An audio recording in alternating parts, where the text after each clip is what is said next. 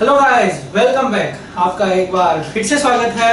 आज जो हम करने वाले हैं वो है कंपनी अकाउंट का most important topic, calculation of amount received on allotment, वो भी प्रो राटा के केस में।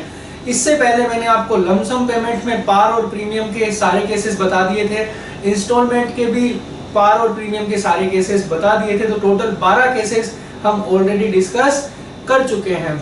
तो जो इस वीडियो को व्यू कर रहे हैं उनको मैं बोलूंगा कि पिछला वीडियो जरूर देखें। एक चीज और, वीडियो के लास्ट में मैं आपको कुछ ऐसा बताऊंगा जो आपके लिए काफी हेल्पफुल रहेगी, वो इसी टॉपिक से रिलेटेड होगी।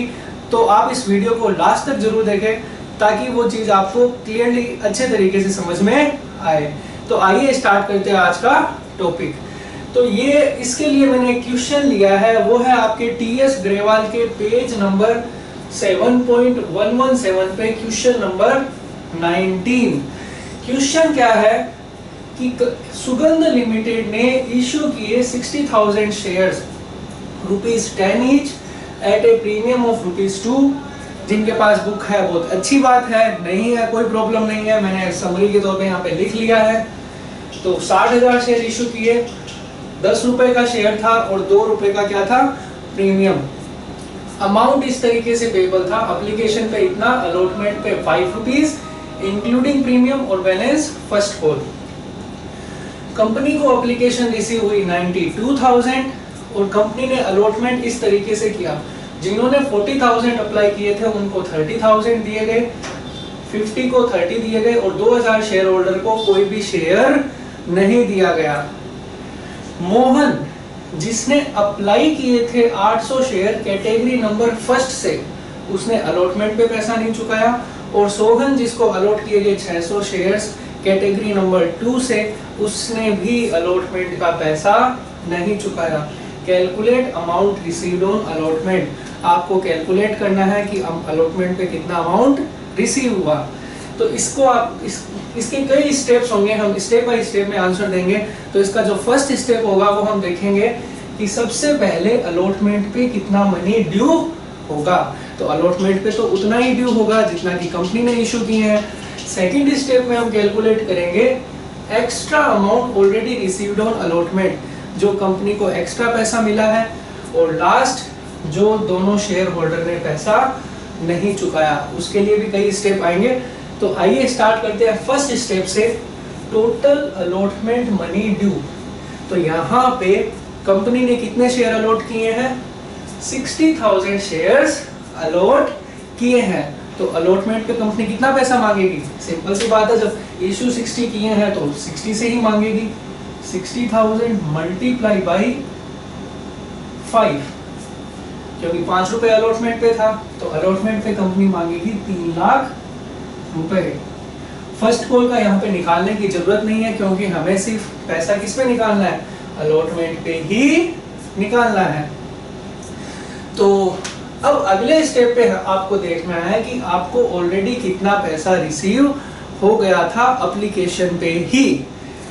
तो यहाँ पे आप देखिए कि जिनको 40,000 शेयर्स अलॉट किए गए उनको कंपनी ने कितने दिए, 30,000 दिए। तो उन शेयर होल्डर ने कितना एक्स्ट्रा पैसा चुकाया होगा, ऑब्वियसली सिंपल सी बात है कि उन्होंने 10,000 शेयर्स पे एक्स्ट्रा पैसा चुकाया होगा। 10,000 शेयर से कितना चुकाया होगा, 10,000 multiply by application money, the answer is 30,000। और कैटेगरी नंबर 2 में भी आप देखिए कि जिन्होंने अप्लाई किए थे 50 और उनको अलॉट किए गए 30, तो उन्होंने कितना एक्स्ट्रा शेयर लिया है, द आंसर इज 20,000 एक्स्ट्रा लिया है। 20,000 मल्टीप्लाई बाई कितना एक्स्ट्रा चुकाया, ₹3 एप्लीकेशन पे, तो द आंसर इज 60,000। अगर आप इसको फॉर्मूले में देखना चाहो तो फॉर्मूले में भी देख सकते हो, application minus allotment share, application से अलॉटमेंट शेयर माइनस हुआ, 40 में से 30 माइनस हुआ तो कितना बचा, 10,000 मल्टीप्लाई बाई एप्लीकेशन मनी। लेकिन मैं नहीं चाहूंगा आप फॉर्मूला याद करो, सर कोई दूसरा तरीका बताओ जिससे कि ये 30 और 60 आ जाए, हमें क्लियर समझ में नहीं आया। देखिए मैं बताता हूँ, यहाँ पे देखिए कि कंपनी ने 40,000 जब अप्लाई शेयर थे तो कंपनी को कितना पैसा मिला होगा, 40,000 मल्टीप्लाई बाई 3 कंपनी को 1,20,000 मिले होंगे और कंपनी ने यहाँ पे सामान कितने रुपए का दिया, क्योंकि शेयर होल्डर को तो कंपनी ने 30,000 ही इशू किए, तो 30,000 मल्टीप्लाई बाय कितना 3, तो शेयर होल्डर को तो 90,000 का ही सामान दिया, तो एक्स्ट्रा कितना मिला, द आंसर इज 30। आप चाहे कैसे भी निकाल लो, आंसर तो यहाँ पे आपका 30 ही आना है। तो ये आपका था सेकंड स्टेप, जिसमें आपने ये निकाला कि आपको एक्स्ट्रा पैसा ऑलरेडी एप्लीकेशन पे कितना मिल गया। तो यहाँ पे आपको टोटल कितना मिल गया 90,000। तो 2,000 का इसलिए नहीं किया क्योंकि 2,000 शेयर होल्डर को कुछ भी नहीं दिया गया। तो जब 2,000 शेयर होल्डर को कुछ भी नहीं दिया गया तो सिंपल सी बात है, नया अलॉटमेंट पे आएगा, नया एप्लीकेशन पे आएगा।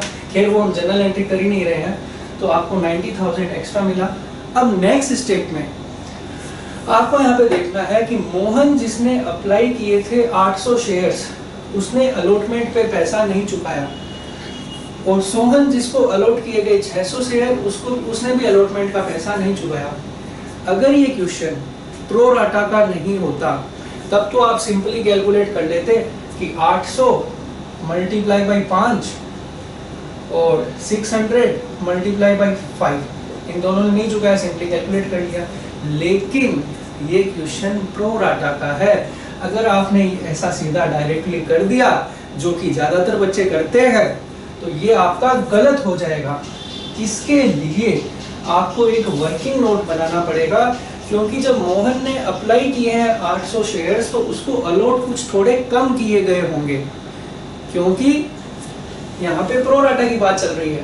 तो जिसने मोहन ने अगर अप्लाई किए हैं तो इसके अलॉटेड शेयर निकालने पड़ेंगे, और सोहन जिसको अलॉट किए गए हैं तो इसके अप्लाइड शेयर निकालने पड़ेंगे। आगे का प्रोसीजर मैं बताऊंगा आपको। तो मोहन के आपको क्या निकालने हैं, अलॉटेड शेयर्स, और मोहन ने कौन सी कैटेगरी से अप्लाई किया था, फर्स्ट कैटेगरी से। तो अगर आपको मोहन के अलॉटेड शेयर निकालने हैं तो अलॉटमेंट वाला नंबर ऊपर लिख दो।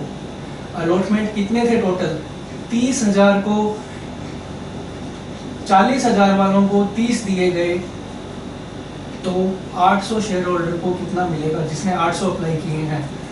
The answer is 8 5 40, 600 shares. Sir ये तो रटाने वाली बात हो गई, पूरा आप डिटेल से बताओ। अरे डिटेल से देख लो यार। अरे देखो, जिन्होंने 40,000 शेयर अप्लाई किए थे उनको दिए 30,000, तो जिसने एक अप्लाई किया होगा उसको दिए 30 डिवाइडेड बाई 40, और जिसने 800 अप्लाई किए उसको दिए गए 30,000 डिवाइडेड बाई 40 मल्टीप्लाई बाई 800। तो आप ऐसे देख सकते हो। मैं तो ये चाहता हूँ कि आपका टाइम थोड़ा बचे एग्जाम में, तो बस अगर आपको अलॉटेड निकालना है तो अलॉटमेंट वाला नंबर ऊपर लिखो। वैसे मैंने आपको ये प्रोसीजर भी बता दिया है। तो इससे आपके क्या आ जाएंगे, मोहन के अलॉटेड शेयर आ जाएंगे। अब नेक्स्ट स्टेप में आपको देखना है कि मोहन से कंपनी कितना पैसा मांगेगी। तो सिंपल सी बात है कि कंपनी जितना शेयर अलॉट करेगी उतना ही तो मांगेगी। तो यहाँ पे कंपनी ने मोहन को कितने शेयर अलॉट किए थे, 600 शेयर अलॉट किए थे। तो 600 शेयर से 5 रुपए के हिसाब से कितने मांगेगी, 3,000 रुपए मांगेगी। अब क्वेश्चन ये उठता है कि उसने एक्स्ट्रा पैसा कितना चुका दिया।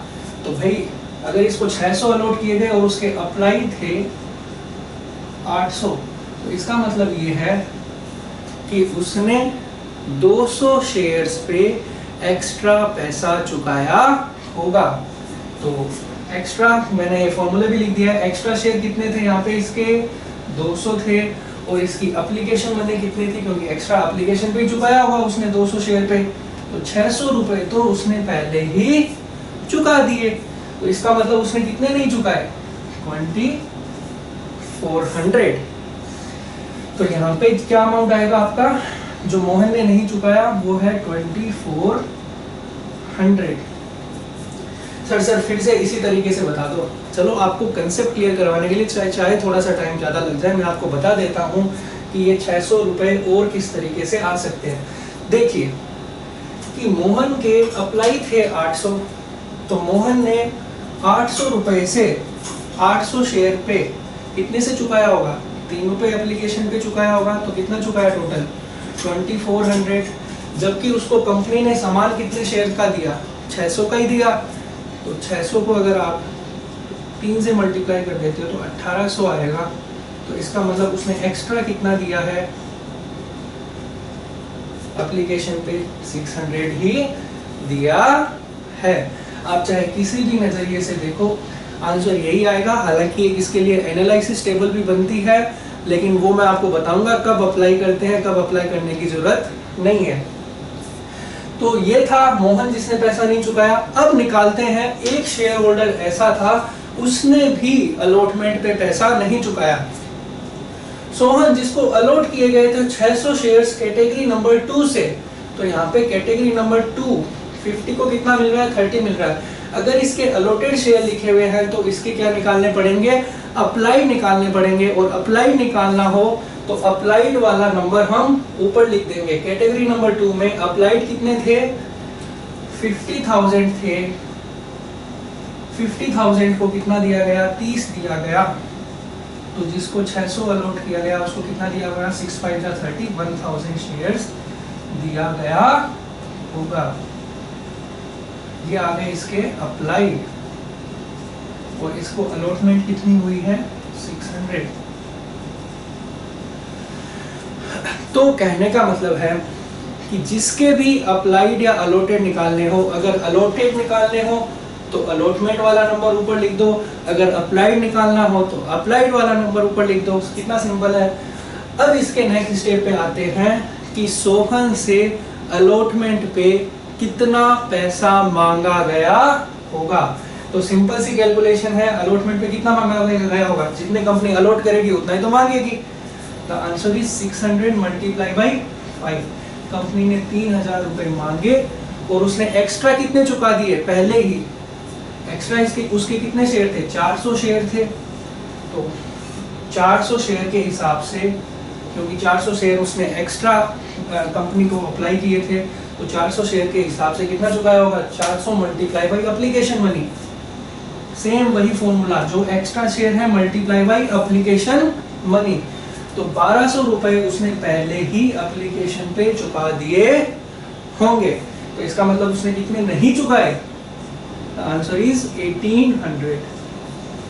तो ये आ गया आपका वर्किंग नोट नंबर 2। उसने कितने नहीं चुकाए? 1800 नहीं चुकाए। अगर आप इसको वापस दूसरे नजरिए से देखते हो तो वैसे भी हम देख सकते हैं कि उसने एप्लीकेशन दी 1000 और उसके अलॉटेड थे 600। तो 1000 शेयर से उसने एप्लीकेशन पे कितना चुकाया?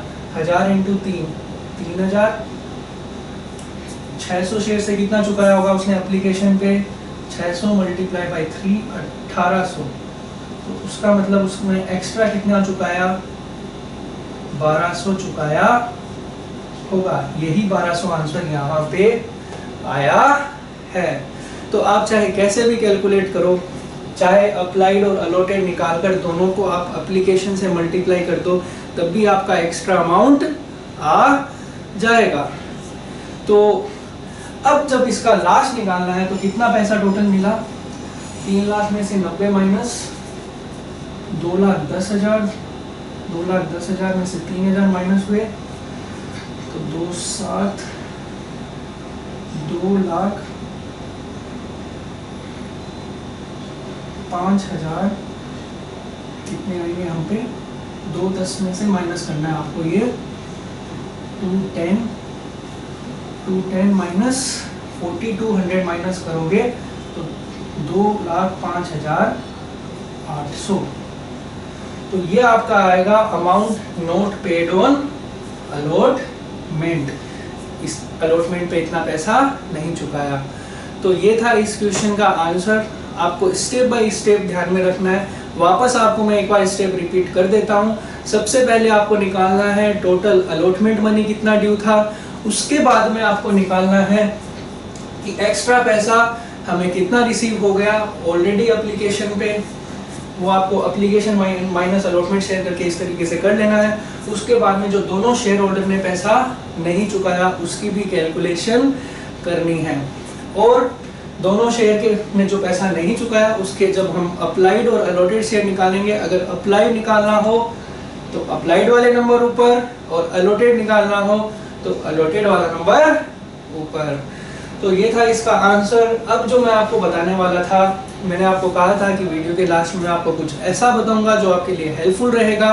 तो वो ये चीज़ थी कि आपको इस टाइप के क्वेश्चन में आंख मीच के सीधा ये आंसर नहीं दे देना है। कहने का मतलब, सर क्या बात कर रहे हो, समझ में नहीं आया। कि यहाँ पे जैसे 10,000 एक्स्ट्रा शेयर थे, 10,000 एक्स्ट्रा शेयर थे, तो 10,000 मल्टीप्लाई बाई 3, आपने सीधा यहाँ पे कितना किया 30,000। तो सीधा आप ऐसे कैलकुलेट नहीं कर सकते, आपको यहाँ पे एक चीज कैलकुलेट करनी पड़ेगी। सपोज मान लीजिए यहाँ पे ये होता 10,000, तो आप सबसे पहले ये तो देखो कि 10,000 से कंपनी कितना पैसा मांगेगी, 50,000 मांगेगी। 10,000 शेयर होल्डर से कितना मांगेगी, 50 मांगेगी। और उसके बाद में एक्स्ट्रा कितना मिला है कंपनी को, एक्स्ट्रा मिला है 30,000 शेयर का। 40,000 माइनस 10, 30,000 शेयर पे मिला होगा। 30,000 मल्टीप्लाई बाई 3, 90,000 कंपनी को एक्स्ट्रा मिल गया होगा। अरे भाई, जब 90 एक्स्ट्रा मिला है और कंपनी अलॉटमेंट पे कितना मांगेगी, 50 ही मांगेगी, तो अलॉटमेंट पे सिर्फ कितना ले जाया जा सकता है, 50,000 ही ले जाया जा सकता है। आप आंख मीच के सीधा 90,000 मत ले जाना, ये गलत हो जाएगा। इसी के लिए एक एनालिसिस टेबल बनाई जाती है। वो एनालिसिस टेबल मैं आपको नेक्स्ट वीडियो के अंदर डिस्कस करूंगा। उसमें मैं आपको पूरा डिटेल से डिस्कस करके बताऊंगा कि कौन से टॉपिक में आपको एनालिसिस टेबल बनानी चाहिए और कौन से क्वेश्चन में नहीं बनानी चाहिए, उसे इग्नोर करना चाहिए। वैसे आप सारे क्वेश्चन उस एक एनालिसिस टेबल से कर सकते हो, सिर्फ 2 मिनट ज़्यादा लगेंगे। तो ये बात आप यहाँ पे ध्यान रखना, आंख मीच के इस तरीके से सीधा कैलकुलेट मत कर देना। ज़्यादा कॉम्प्लिकेटेड नहीं बनाऊंगा, नेक्स्ट वीडियो में आपको इसके बारे में पूरी डिटेल से बताऊंगा। तो लास्ट में मैं आपको यही बोलूँगा कि अगर आपको ये वीडियो अच्छा लगा तो प्लीज़ इसे लाइक कीजिए, सब्सक्राइब कीजिए, ज़्यादा से ज़्यादा शेयर कीजिए, क्योंकि इस स्टेशन पे मैं आपको काफ़ी सारी चीज़ें कराने वाला हूँ, चाहे वो अकाउंट से रिलेटेड हो या इकोनॉमिक्स से रिलेटेड हो या कॉमर्स के अदर सब्जेक्ट हो। तो टिल देन हंसते रहिए, मुस्कुराते रहिए और चैनल को सब्सक्राइब करना मत भूलना। थैंक यू बच्चों।